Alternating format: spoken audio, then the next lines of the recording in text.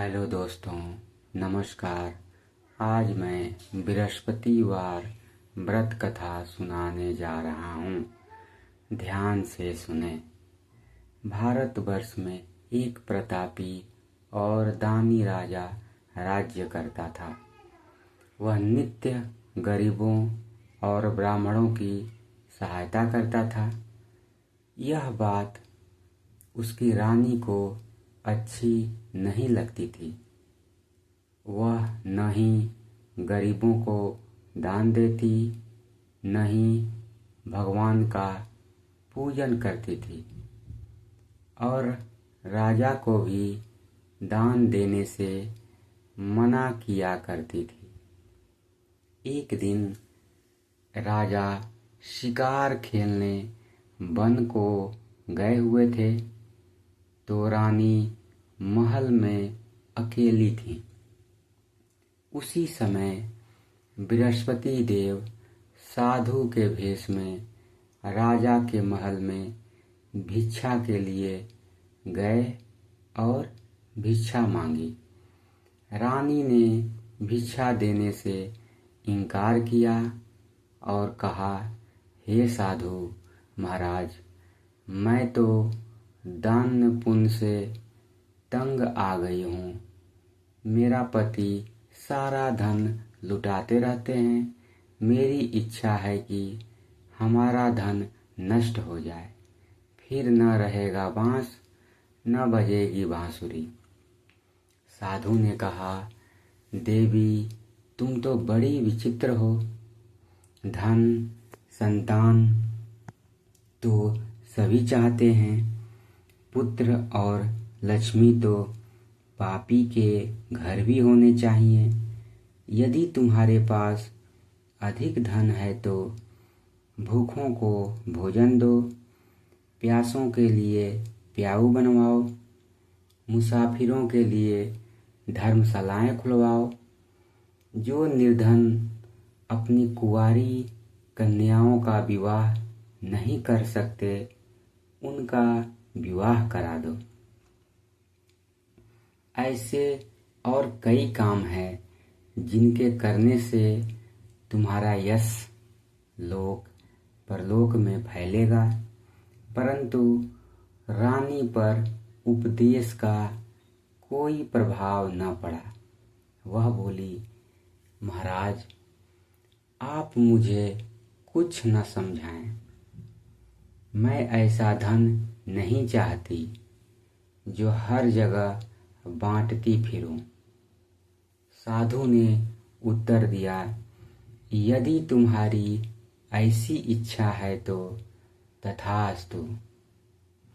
तुम ऐसा करना कि बृहस्पतिवार को घर लीपकर पीली मिट्टी से अपना सिर धोकर स्नान करना, भट्ठी चढ़ाकर कपड़े धोना।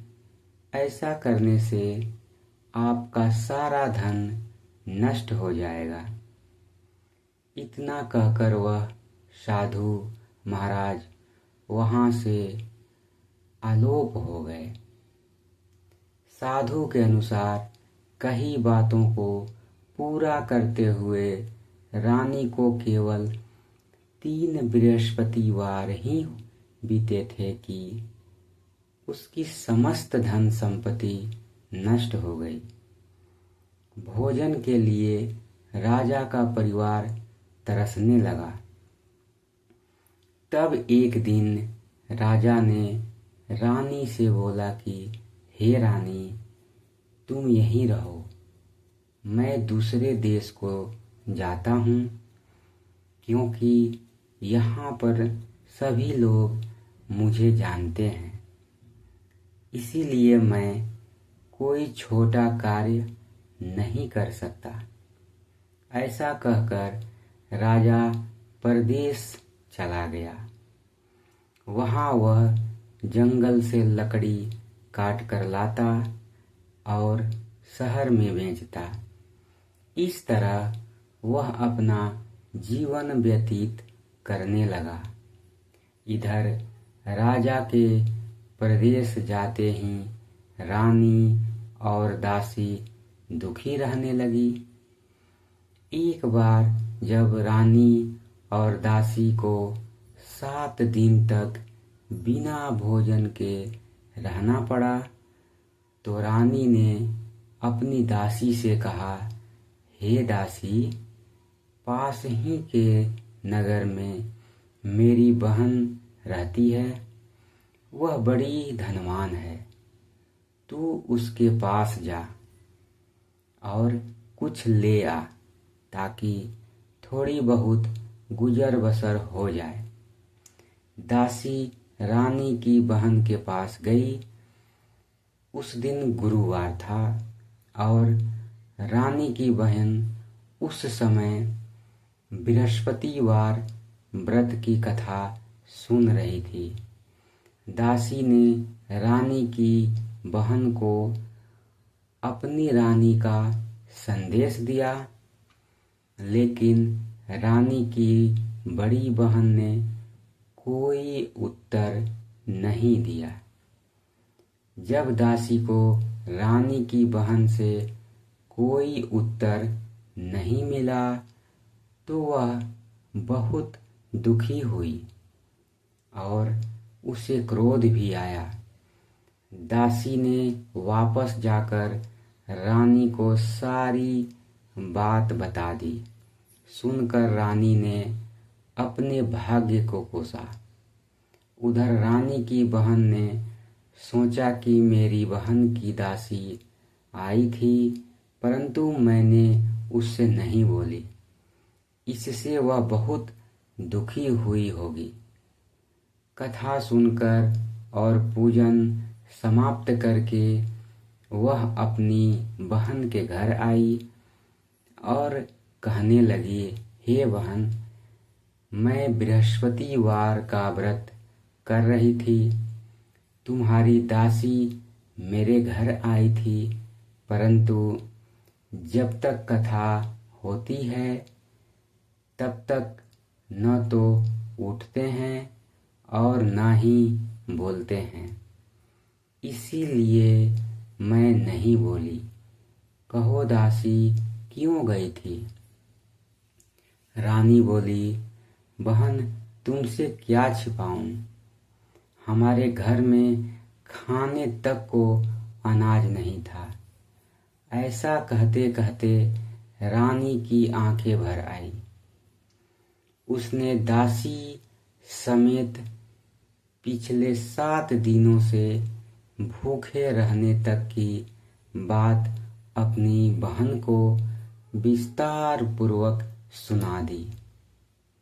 रानी की बहन बोली, देखो देखो बहन, भगवान बृहस्पति देव सबकी मनोकामना को पूर्ण करते हैं। देखो, शायद तुम्हारे घर में अनाज रखा हो। पहले तो रानी को विश्वास नहीं हुआ, पर बहन के आग्रह करने पर उसने अपनी दासी को अंदर भेजा, तो उसे सचमुच अनाज से भरा एक घड़ा मिल गया। यह देखकर दासी को बड़ी हैरानी हुई। दासी रानी से कहने लगी, हे रानी, जब हमको भोजन नहीं मिलता तो हम व्रत ही तो करते हैं, इसीलिए क्यों न इनसे व्रत और कथा की विधि पूछ ली जाए, ताकि हम भी व्रत कर सकें। तब रानी ने अपनी बहन से बृहस्पतिवार व्रत के बारे में पूछा।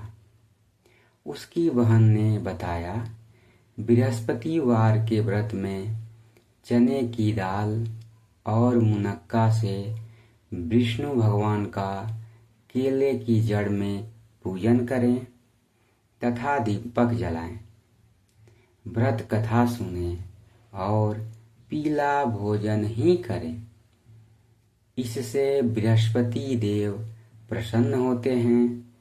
व्रत और पूजन विधि बताकर रानी की बहन अपने घर को लौट गई। 7 दिन के बाद जब गुरुवार आया तो रानी और दासी ने व्रत रखा। घुड़साल में जाकर चना और गुड़ लेकर आई।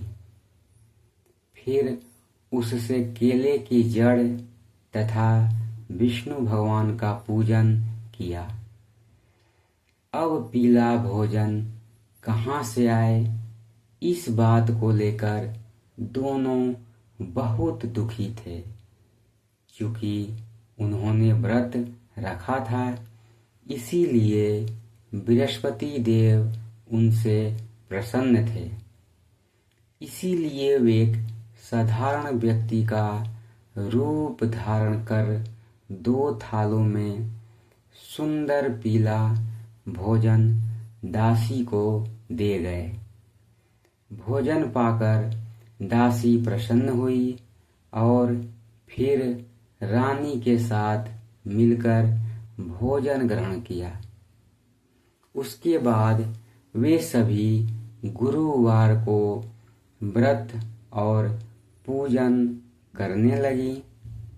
बृहस्पति भगवान की कृपा से उनके पास फिर से धन संपत्ति आ गई, परंतु रानी फिर से पहले की तरह आलस्य करने लगी।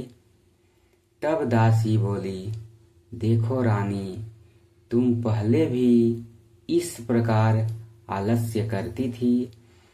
तुम्हें धन रखने में कष्ट होता था, इस कारण सभी धन नष्ट हो गया। और अब जब भगवान बृहस्पति की कृपा से धन मिला है तो तुम्हें फिर से आलस्य होता है। रानी को समझाते हुए दासी कहती है कि बड़ी मुसीबतों के बाद हमने यह धन पाया है, इसीलिए हमें दान पुण्य करना चाहिए। भूखे मनुष्यों को भोजन कराना चाहिए और धन को शुभ कार्यों में खर्च करना चाहिए, जिससे तुम्हारे कुल का यश बढ़ेगा, स्वर्ग की प्राप्ति होगी और पितृ प्रसन्न होंगे। दासी की बात मानकर रानी अपना धन शुभ कार्यों में खर्च करने लगी, जिससे पूरे नगर में उसका यश फैलने लगा। एक दिन राजा दुखी होकर जंगल में एक पेड़ के नीचे आसन जमाकर बैठ गया। वह अपनी दशा को याद करके व्याकुल होने लगा। बृहस्पतिवार का दिन था। एकाएक उसने देखा कि निर्जन वन में एक साधु प्रकट हुए। वह साधु भेष में स्वयं बृहस्पति देवता थे। लकड़हारे के सामने आकर बोले, हे लकड़हारे, इस सुनसान जंगल में तू चिंता मग्न क्यों बैठा है? लकड़हारे ने दोनों हाथ जोड़कर प्रणाम किया और उत्तर दिया, महात्मा जी, आप सब कुछ जानते हैं, मैं क्या कहूँ? यह कहकर रोने लगा और साधु को अपनी आत्मकथा सुनाई। महात्मा जी ने कहा, तुम्हारी स्त्री ने बृहस्पति के दिन बृहस्पति भगवान का निरादर किया है, जिसके कारण रुष्ट होकर उन्होंने तुम्हारी यह दशा कर दी। अब तुम चिंता को दूर करके मेरे कहने पर चलो तो तुम्हारे सब कष्ट दूर हो जाएंगे और भगवान पहले से भी अधिक संपत्ति देंगे। तुम बृहस्पति के दिन कथा किया करो। 2 पैसे के चने मुनक्का लाकर उसका प्रसाद बनाओ और शुद्ध जल से लोटे में शक्कर मिलाकर अमृत तैयार करो। कथा के बाद अपने सारे परिवार और सुनने वाले प्रेमियों में अमृत व प्रसाद बांटकर आप भी ग्रहण करो। ऐसा करने से भगवान तुम्हारी सब मनोकामनाएं पूरी करेंगे। साधु के ऐसे वचन सुनकर लकड़हारा बोला, हे प्रभु, मुझे लकड़ी बेचकर इतना पैसा नहीं मिलता जिससे भोजन के उपरांत कुछ बचा सकूं। मैंने रात्रि में अपनी स्त्री को व्याकुल देखा है। मेरे पास कुछ भी नहीं जिससे मैं उसकी खबर मंगा सकूं। साधु ने कहा, हे लकड़हारे, तुम किसी बात की चिंता मत करो। बृहस्पति के दिन तुम रोजाना की तरह लकड़ियां लेकर शहर को जाओ। तुमको रोज से दुगना धन प्राप्त होगा, जिससे तुम भली भांति भोजन कर लोगे। यह बृहस्पति देव की पूजा का सामान भी आ जाएगा। इतना कहकर साधु अंतर ध्यान हो गए। धीरे धीरे समय व्यतीत होने पर फिर वहीं बृहस्पतिवार का दिन आया। लकड़हारा जंगल से लकड़ी काटकर किसी शहर में बेचने गया। उसे उस दिन और दिन से अधिक पैसा मिला। राजा ने चना, गुड़ आदि लाकर गुरुवार का व्रत किया। उस दिन से उसके सभी क्लेश दूर हुए।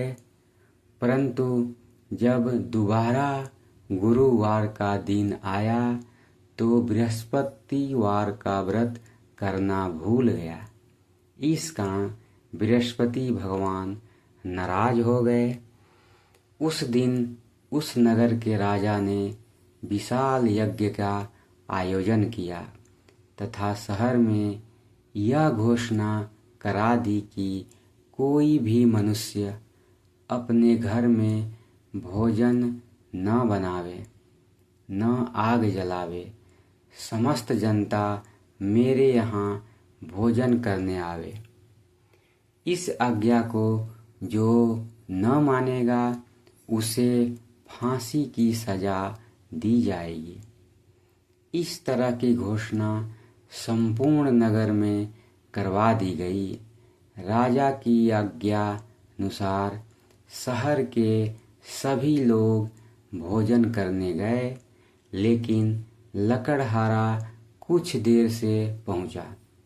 इसीलिए राजा उसको अपने साथ घर लिवा ले गए और ले जाकर भोजन करा रहे थे तो रानी की दृष्टि उस खूंटी पर पड़ी जिस पर उसका हार लटका हुआ था। वह वहां पर दिखाई नहीं दिया।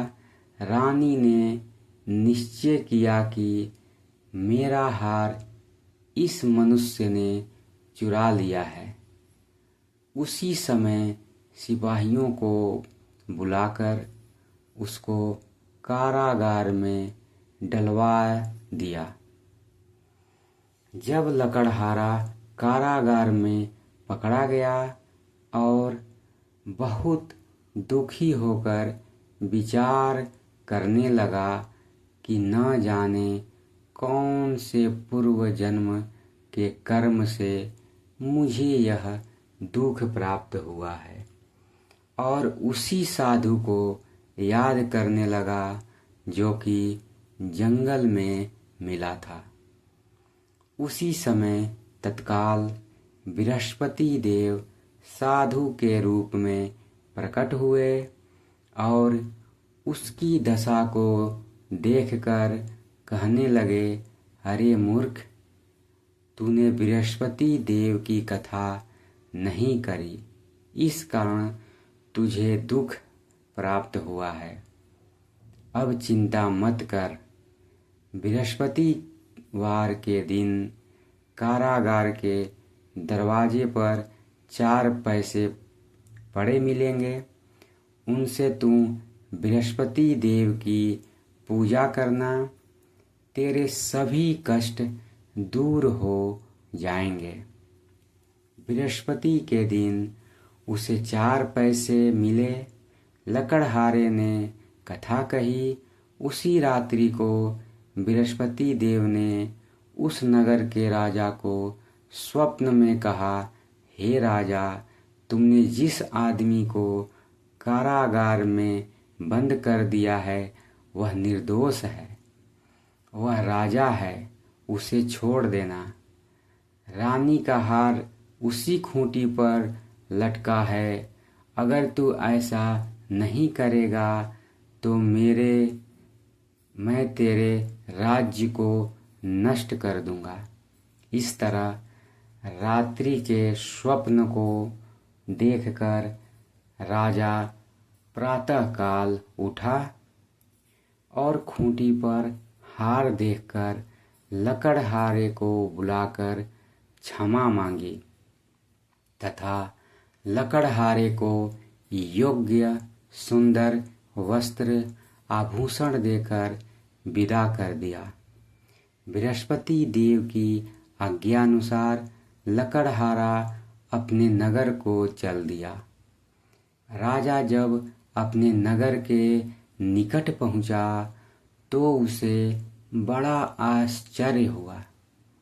नगर में पहले से अधिक बाग, तालाब, कुएं तथा बहुत सी धर्मशालाएं, मंदिर आदि बन गई हैं। राजा ने पूछा, यह किसका बाग है और धर्मशाला है? तब नगर के सब लोग कहने लगे, यह सब रानी और बांदी के हैं। तो राजा को आश्चर्य हुआ और गुस्सा भी आया। जब रानी ने यह खबर सुनी कि राजा आ रहे हैं तो उन्होंने बांदी से कहा कि हे दासी, देख, राजा हमको कितनी बुरी हालात में छोड़ गए थे।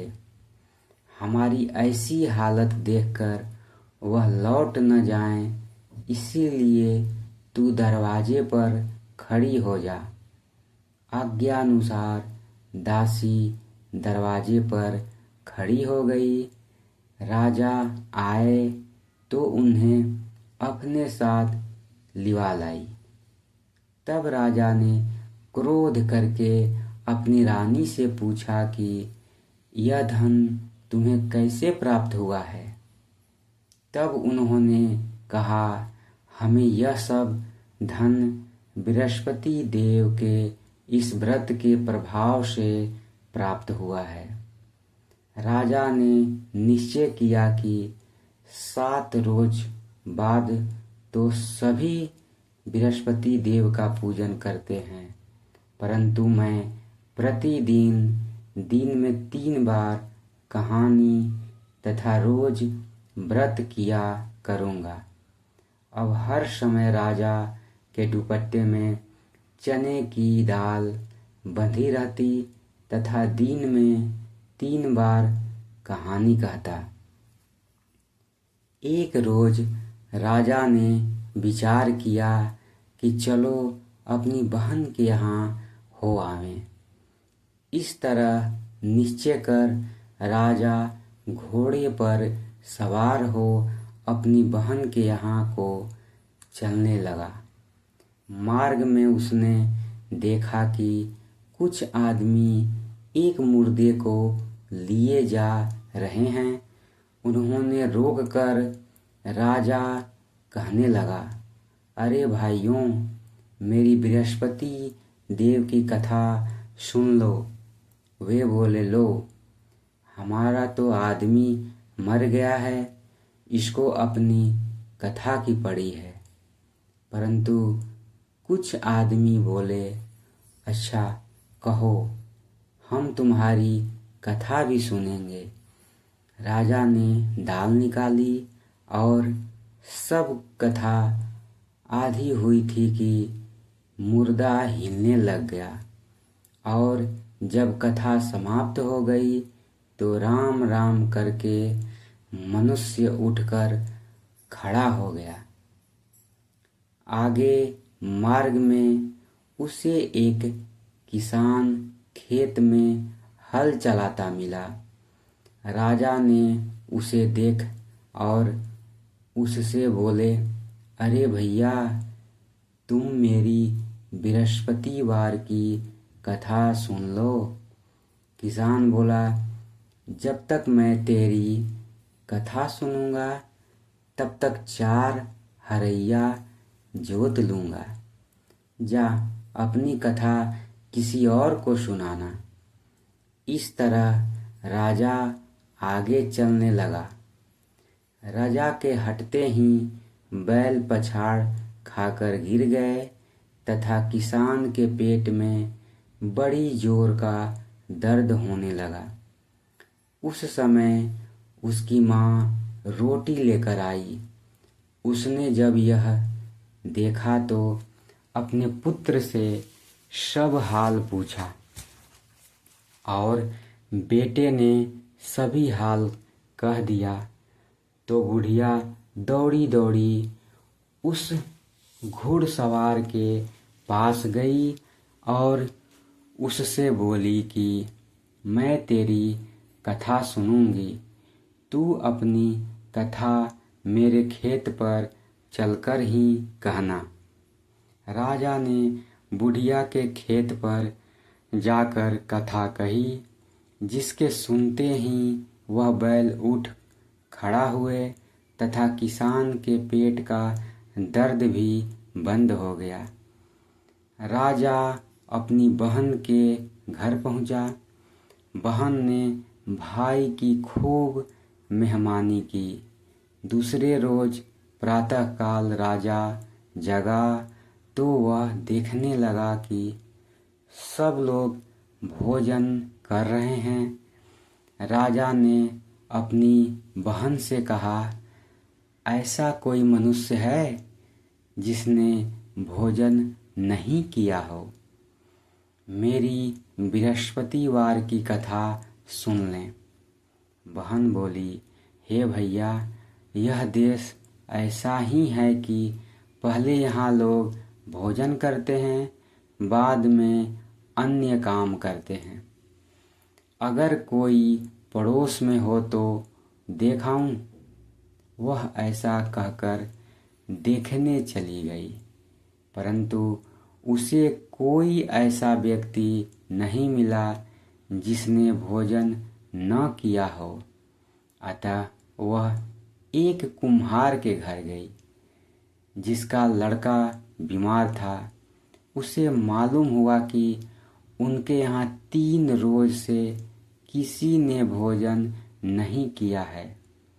रानी ने अपने भाई की कथा सुनने के लिए कुम्हार से कहा तो वह तैयार हो गया।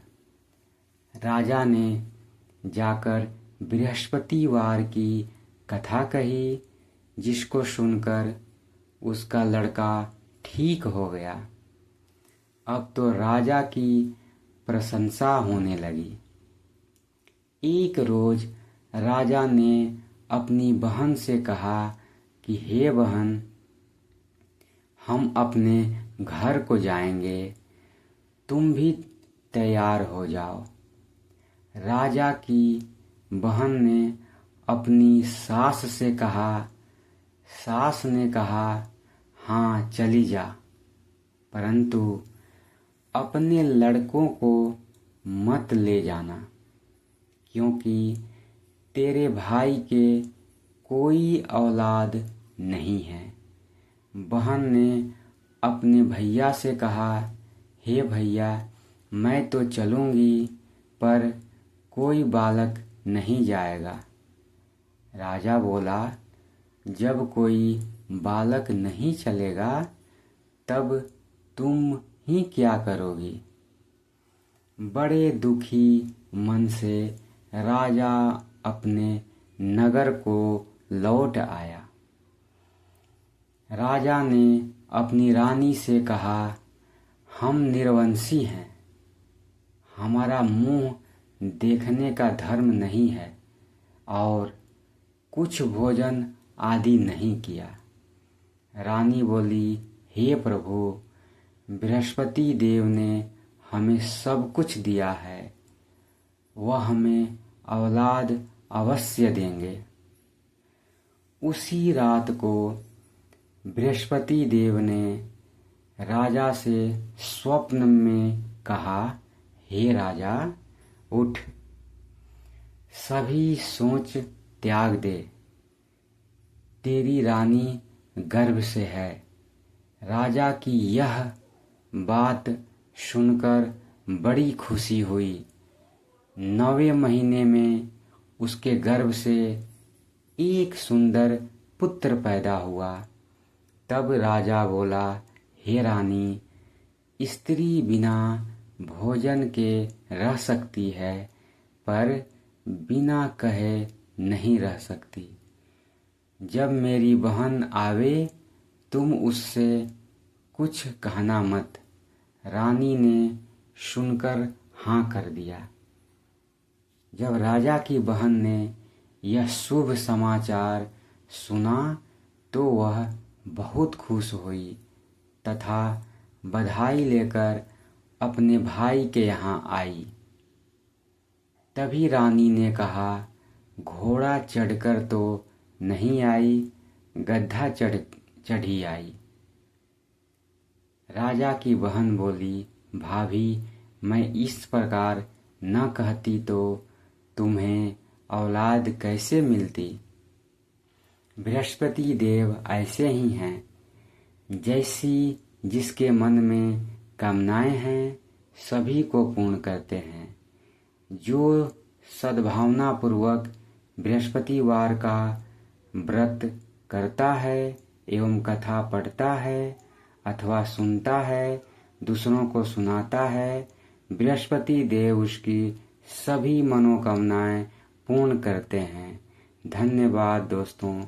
अगर कहानी अच्छी लगी हो तो लाइक करें, सब्सक्राइब करें। धन्यवाद।